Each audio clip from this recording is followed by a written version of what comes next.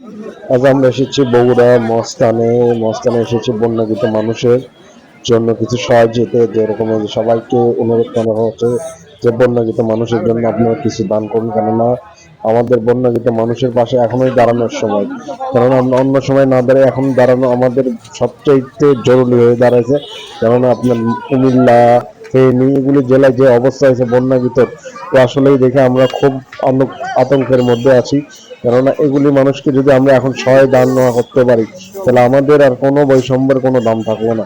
কারণ আমরা এত বড় বৈষম্য আন্দোলন একটি করেছি, সেই স্বাধীন দেশে আরেকটি স্বাধীন করতে হলে আমাদেরকে বন্যাকৃত মানুষের পাশে অবশ্যই দাঁড়াতে হবে। তাই আপনারা যে যেখান থেকে পারেন বন্যাকৃত মানুষদের সহায় করুন।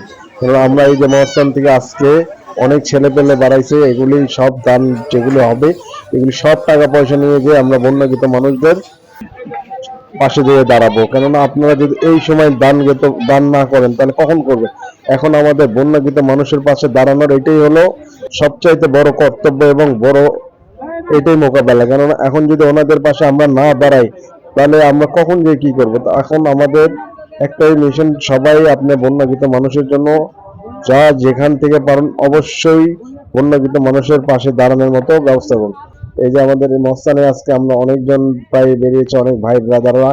কারণ এগুলি টাকা পয়সা যা উঠবে এগুলি সব এক জায়গায় ফান্ড জমা হয়ে এগুলি টাকা চলে যাবে কুমিল্লা, ফেনী এগুলি সব জেলাগুলিতেই বন্যাকৃত ভাবে দান করতে হবে। তো আজকে মহাস্থান নামাজের পরে এই দানের সব ব্যবস্থা করা হচ্ছে।